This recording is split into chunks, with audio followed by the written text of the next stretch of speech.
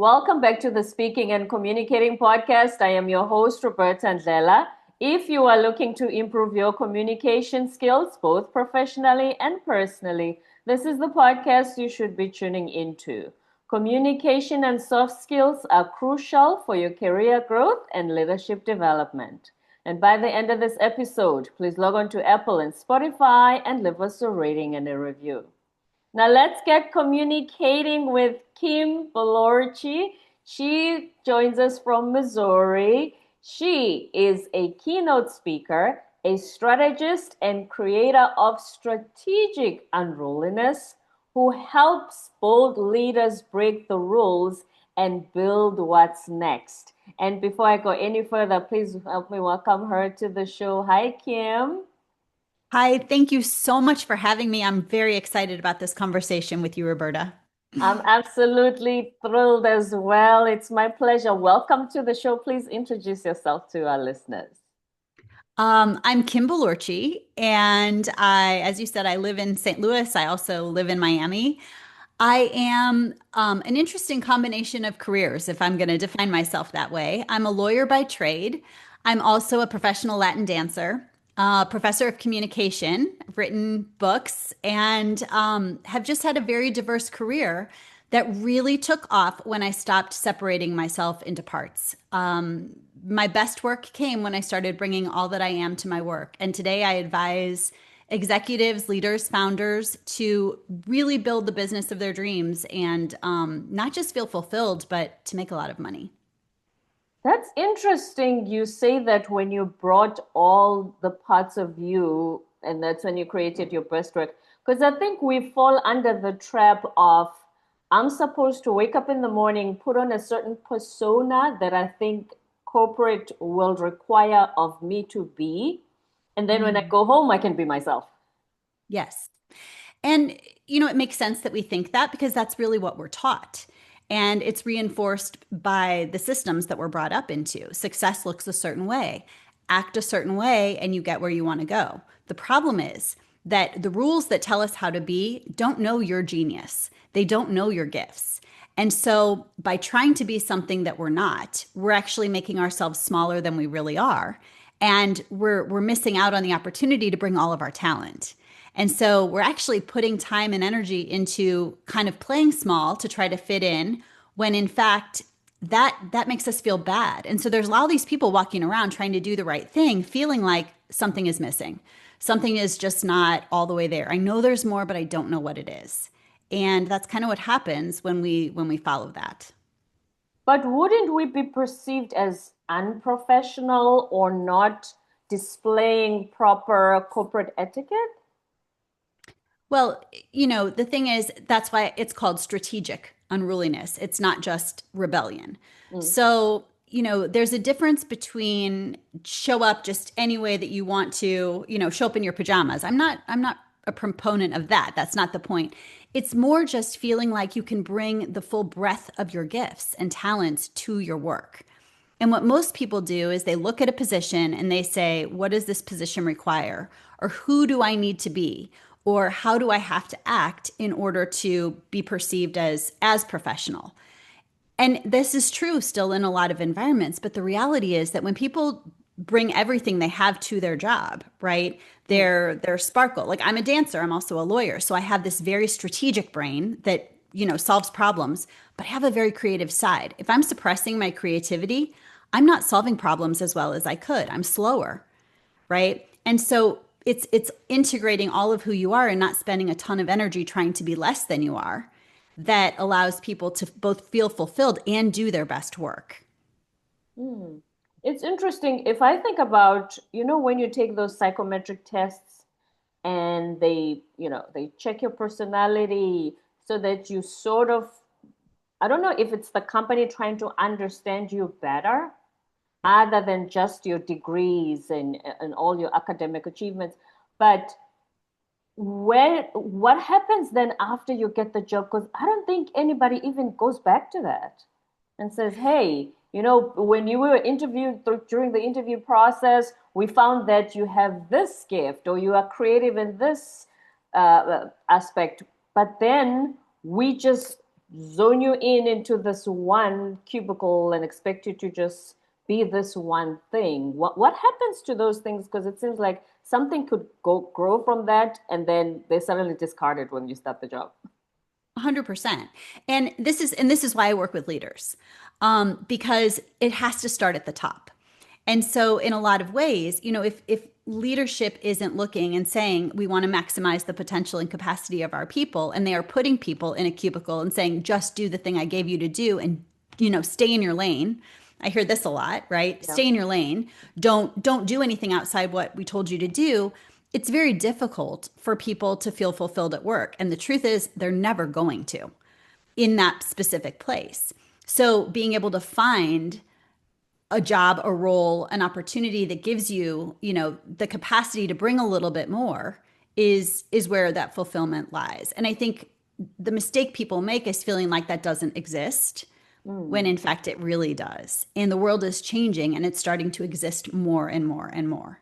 And leaders are starting to realize that if they want capacity, they need to invite more of it from their people. It's not going to come from the outside. Right. Cultivate it internally instead of constantly bringing consultants and saying, "Hey, Yeah. we it seems as though we lack in this area. Just fill that gap for 2 months and then go away." Right. Yeah. Or asking people to work harder, right? Because it's unreasonable. It's when it's, we just need people to work harder, do more, they're not going to get the result. You're just burning people out. And so, a lot of what I teach is still it's a very new way of thinking, and it's going to take a minute before, a lot of people look at that and they're like, "Oh, strategic unruliness. You want us to break the rules? What?" A lot of people, they would way rather continue to just put people in boxes and burn them out. And when they burn out, try to get more people. But those are the organizations that aren't going to make it long term, and they're not going to grow. The ones that are, and the people that are the ones who are going, you know what? I'm going to bring all that I have as a leader, and I'm going to invite that in my people. And there are companies doing that beautifully. Patagonia is a great example. Mm. There are many, and so it's just a matter of inviting that and just paying attention to it. If you feel suppressed and like you're not able to bring all of who you are, finding little ways to do it anyway. Right. In all of the careers you could have chosen for someone who is strategically unruly and breaks the rules, you went into law, which seems like they literally invent rules. It's such an oxymoron that this is the one place where it's all about rules and the law. You're so right. And I think it's so interesting, right? Because I spent so much of my early life trying to follow the rules. One of the reasons why I know that it doesn't work is because I did everything. I graduated at the top of my law school class. I literally spent my life asking, what do I have to do next? How am I the best? How do I elevate? How do I, get myself promoted? I did all those things and it worked, right? So I found myself being the person they would go to when they needed something. I was the person that, broke the ceiling for other people. And I was so unbelievably unfulfilled. I kept thinking something is wrong with me. I have all the things I'm supposed to want. I've done all the things I'm supposed to do. I've done everything they told me to do. And I don't feel genuinely happy inside. Like something feels like it's missing. And what I've discovered in my work is that so many people feel that way. They followed all the rules and they still don't feel like they're living the life they really wanted to live because they're doing it on other people's terms. And that's a really hard realization. A lot of people just shove it back down. They're like, yeah, I don't feel so great, but that's okay. My life is actually really good. I'm fine. But when you feel that feeling, it's a call to more. It's a call that there is something more for you. And listening to that, at least being able to see it for what it is, gives you the opportunity to say, where am I maybe not doing something I really want to do? I firmly believe, like, if you feel something, it's yours for a reason. Right. That is so true. Somebody used the phrase, if it's in your heart, it's because that's really your path or something like that. Yes. Mm. And yet so many people want to tell us how to get where we need to go and what, success looks like, which I'm not knocking it. If people are listening and they're so happy in their lives and they've done it the way someone else told them to do it, fantastic. But this is more if you have that feeling of, I've done all the things, I'm trying to follow the rules, I'm trying to do everything I've been told to do, and I still don't feel like this is it. Your life is so precious. And so it's like, well, pay attention then. What is it? And don't shut that down. At least look at it and don't look away. Yes, at least look at it because that's where that fulfillment eventually will come from. Yeah. Now, you were in law and then you Mhm. became a professional dancer. How did those two worlds merge? So I actually have been dancing since I was a little girl. It's been my absolute passion and something I've always done kind of to escape and I think probably have that creative outlet while I was doing this very serious strategic work. But even when I was practicing law, I was competing. I was a national champion.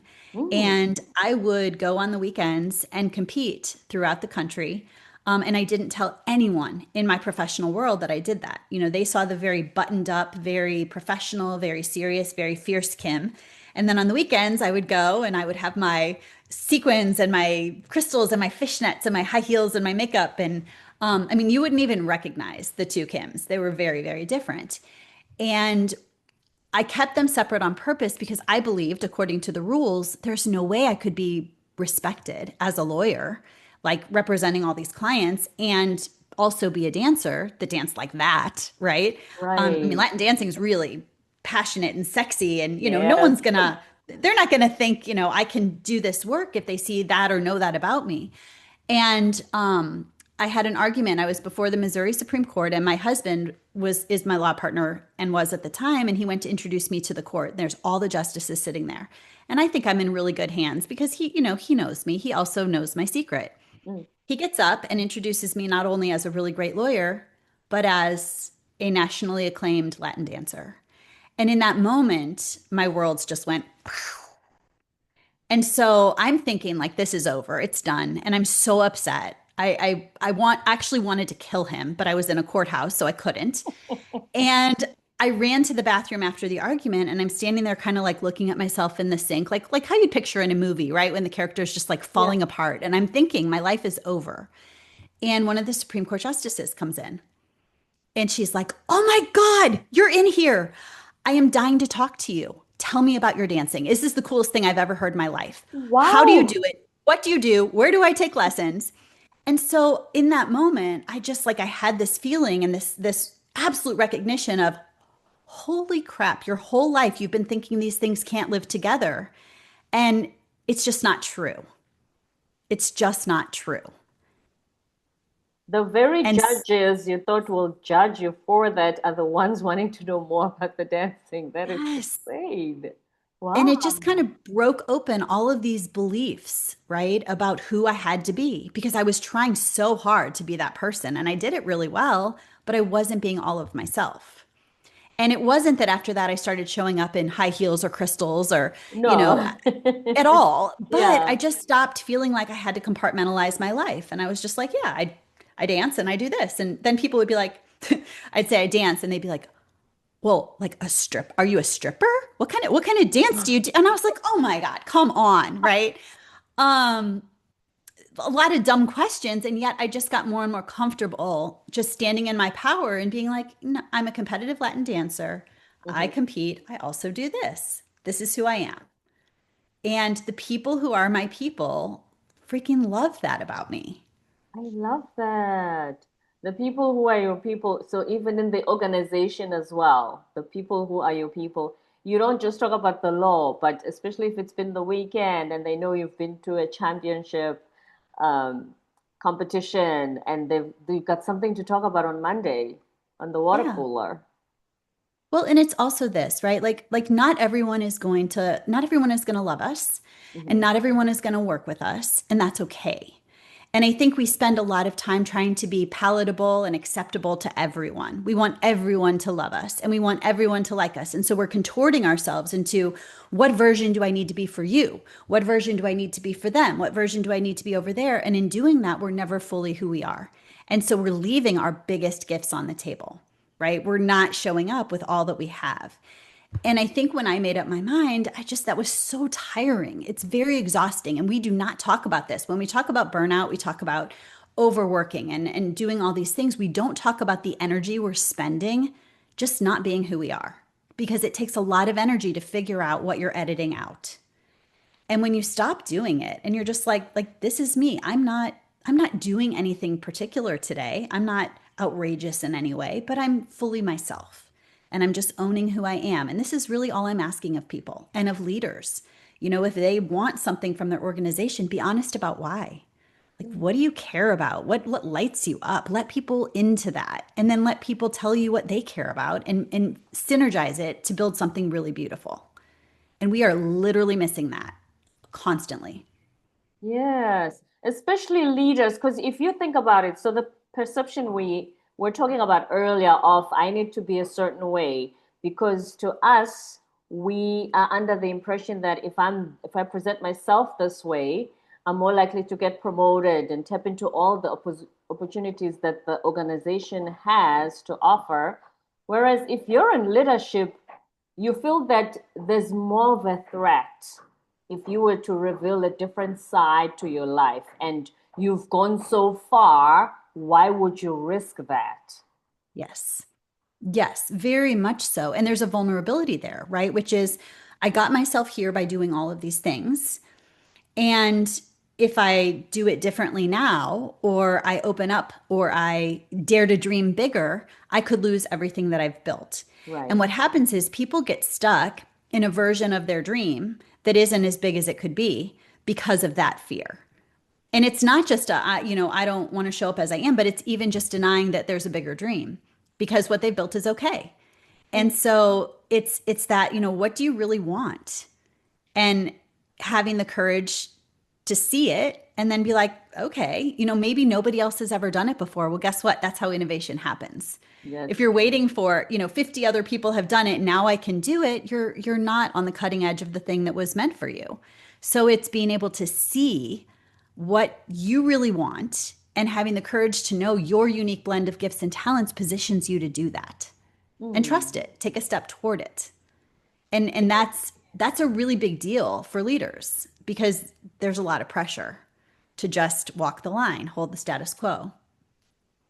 Because as you said, the line got you there. So when you were angry with your husband for revealing your secret, did you also feel, was the anger from, I've worked so hard to get to this point, and if this gets known by the judges, it's all going to fall apart, and whatever happens now, I'm going to have to start from the beginning.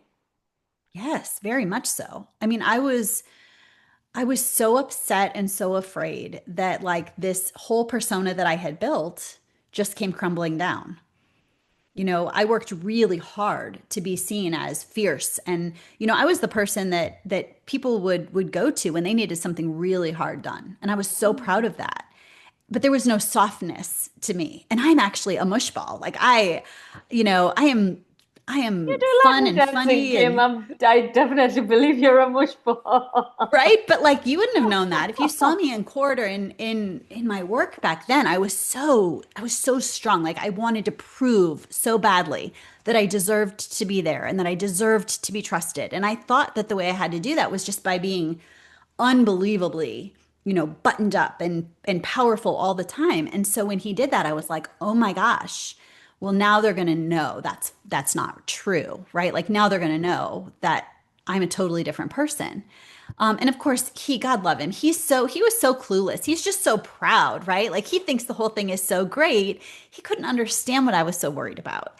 And of course, he knew that it was all fine. I just didn't. And so, I think it's an important thing to think about is that sometimes the things we're most afraid of aren't really things at all. We've just thought them over and over and over, and we've made them into a belief that is so big that we feel like there's no way we could do something different when in fact we just do something different and we're still here and it all works out.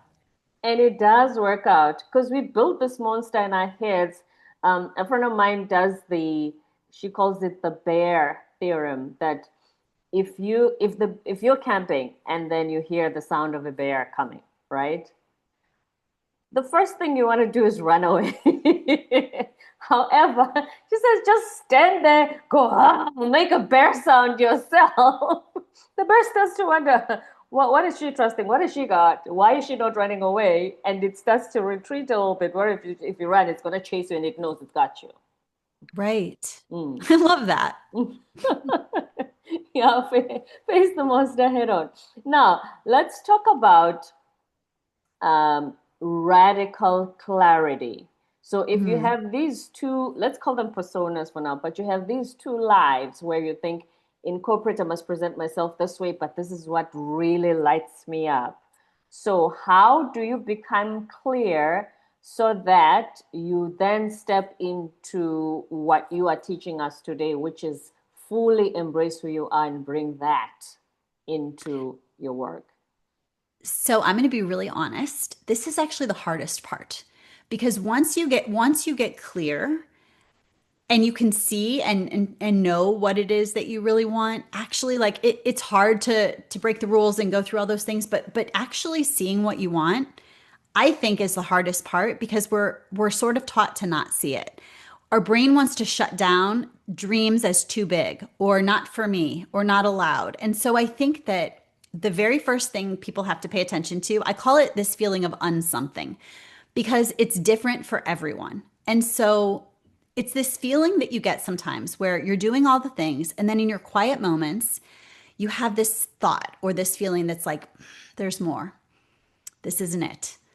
I just feel uncomfortable. Like, I feel squirmy in my skin, or I just feel unfulfilled. I feel unhappy. Like there's it's a feeling of unsomething that is in your body. And when you feel that, what we're taught to do is to push it away and tell us all the reasons why we're actually okay. Like, yeah, that's nothing, right? Because that is the signal that you need to get clear about what you really want, that there's more. And so when you pay attention to that and you ask it some questions, right? Of like, okay, like what is it that I really actually want for myself that I'm too scared to say or to see or to do? What is it that I've thought of 100 times when I'm falling asleep or when I'm sitting quietly by myself? This idea, this dream that has come and come and come and come that I'm like, it's too big. It's not for people like me. It's too late in my life. I can't do that. I can't have that. Right? What are the things that you keep telling yourself aren't available?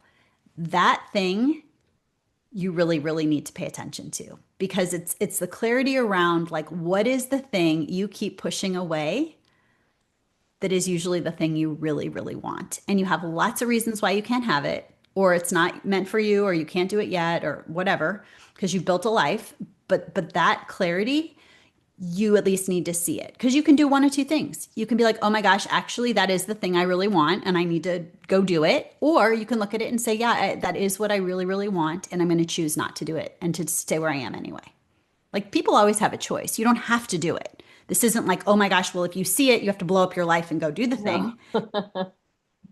But being really honest about what you actually want keeps you from chasing what you don't. And that part is really it can be really really hard. And so paying attention to not just what it is you want, but all the limits that keep coming up, those are the rules. Those are the invisible rules and the invisible limits that are keeping us from doing the things we really really want to do. I can't do it. It's too late. I don't have enough education. I don't really know. Like everybody has some stuff, right? It could even be from when you were little. You were told things that have become just rules you live by. And so it's a combination of getting clear about the thing you're really feeling pulled toward and also all the reasons that you keep telling yourself it's not for you. And that gives you the ability to then question those rules. That's a very great strategy. And I say that because the other day I was watching a YouTube video and it's one of those exercises where, write down top 5 things you want right now. And I realized that I'm more I know what I don't want. That exercise would have been much easier. Like, I know what I need to go away from my life right now, but to say, write down what you want. And when I thought about the things that I want, it's almost like they sounded generic to me. And I Mm-hmm. wasn't even sure is this what I personally want, or I think I'm expected to for my life to look like it's together, it's complete. Yes. But when it comes to things I don't want out off the top of my head, I don't exactly. But you know what's so great about that? This is what's so great about that is that when you look at what you don't want, if you have them in your life, what a great invitation to get them out and create space. So I'm going to tell you something that just happened. Okay. And people always when I tell these stories, they're like, you didn't really do that. And I'm like, yes, I really did that. But I believe that you have to create space, right? If you continue doing things you don't want, or you continue accepting things you don't want, you're just going to get more of what you don't want. It's impossible to have something different. If you're like, oh, I want something different, but I'm going to keep doing what I've got. And so I'm really, really careful about the clients that I work with to make sure that we're really aligned. Like that just is something I've learned over time, just ideologically and make sure we have a goal we're moving forward. And every once in a while, I will work with someone who just, it's not. And I give it everything I have. I try really hard, but then, I'll realize like this isn't a good fit. And there's always that moment of like, well, they're paying me, right? Right. So do I just keep trying? But if they're not doing their part and it's not working and we're not moving the needle, I like results, right? So I want to move. I want it to happen. I want to help. And if I'm not helping and adding value, I don't feel good about continuing to be paid for my work. And so I will let them go. And that will create a gap. So I would rather sit empty and not have a client paying me who's wanting to pay me, who's desperate to pay me because it is not aligned, and leave that space for something that will be, than to continue just working in a way that isn't totally what I want. And my dad throws a fit. He loves checking on me, right? Like, how you doing? How's it going? How are things? And, I love telling him because it just makes him so upset. And he always tells me it's my ego. He's like, your ego. And I'm like, it's not my ego at When you're not all. just filling that hole of, yeah, they come Yeah, in, let me right? Like, just like, take them. Yeah. or he'll say, are you Rockefeller? You have so much money, you don't need money. And I'm like, absolutely not. Absolutely not. Spoken like But a true I dad. I want what I want. And I know where I'm the best value to people is when I'm in my best and they're in their best. And it's a really, really good connection. And that's where the magic happens. And they do what they can do. And if it's not right, I'd rather sit empty. The point being, when something is in your life that isn't good for you and you feel it and you know it, and you're like, this is not for me. I don't want this. Get freaking rid of it. Just put it down, be done. It's not that complicated, right? Like, even if it feels complicated, set it down, make space, because in the next breath, you've literally said to the universe, right? Like, I Yeah. don't want that. This is what I want. Bring me this. And I'm ready for the next thing. And I'm going to show up with all that I have so that I can do the thing I'm really meant to do. And I'm ready. Let's go. I've got space for it. Mm, mm. So So get make rid of all those space. things on your list. Yes. And then Yeah. you will start to know what you want. You can't know what you want when you're too busy doing what you don't want all the time. It's really hard. Mhm. What's one dangerous leadership advice just before we close where you feel that this has been driven for so long and yet it's not how leaders are supposed to see this or have this perspective? This is what has always worked. That thing that people will tell leaders coming up, people who are coming into an organization, elevating, telling people like, hey, this is how we do it because this is how it works. This is how it's always worked, is incredibly dangerous. And here's why. It might have worked before and it might still work now. But when you tell somebody we're doing it like this because it has always worked, it implies it will always continue to work. Mm, And it makes people close their mind to the possibility that maybe today is the day it stops working. Maybe it actually did stop working a while ago, but they just haven't seen it because everybody's repeating, this is how we do it. This is how it's done. This is how it's always been done. This is how it works. And so you have all these people who are following sort of a rule of this is how it works, this is how it works, this is how it works, and they've got blinders on to new ideas, new perspectives, creativity, innovation. And it's dangerous because it's missing capacity and they're just trying to grind harder to pull something out of something that honestly could be adding no value whatsoever, but they're really attached to it. mm. And especially in this age of everything just being innovation, creativity, everything is new. You can't say, oh, it's been working for the last 20 years. The last 20 years have changed so drastically, they're barely recognizable. So yes, Yeah. it's Yeah. certainly not going to work the same. Kim, you are the host of the Get Unruly show. What's the difference between being unruly and being rebellious? So, I love this question, by the way. So, because I spent so much of my early life in rebellion. So, rebellion is when you're just like really, you're mad, you're done, you're over it, and you just like don't care what happens. You just throw it all away. You throw it all out there. You do something drastic because you just feel like it and you want to. And it feels so good in the moment. Being rebellious feels so good in the moment. But it's not calculated in any way. It's not strategic in any way. It's just designed to make you, take a stand and feel really, really good.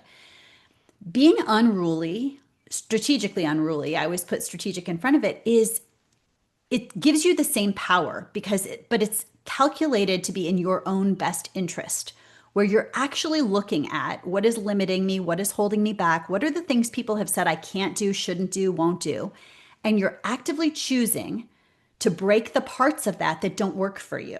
Because parts of it might Right. actually, parts of the rules might help you. So it's not just wholesale throw it all away. It's figure out what isn't working and break that in a way that is absolutely designed to make you thrive. You love your life. You do the things you're really, really meant to do. And so it gives you the same, like, oh, I got this. This is on my terms, but not in a way that is reckless. Mm. Being responsible while being unruly. Yes. Mm. Yes. But not Would because someone told you to, but because it's actually what's best for you and it's gonna give you the outcome that you want. Right, the strategic part, absolutely. Would you like our listeners to reach out to you, and what's your website? My website is www.kimbourlotchi.com. It's just my name. Okay. And I'm also active on LinkedIn, and I really love genuine conversations. So anyone is welcome to reach out to me there as well. I will certainly put that on the show notes, especially the spelling of your last name, so that I know everybody will it's be tough. able to find you. Kim Bourlotchi, thank you so much. I've had so much fun in this conversation. You're the first guest in over 300 episodes to actually bring these perspectives to us. So we appreciate that. Thank you so much. Absolutely. Thank you so much for having me. It was a pleasure. My absolute pleasure as well. Don't forget to subscribe, leave a rating and a review on Apple and Spotify, and stay tuned for more episodes to come.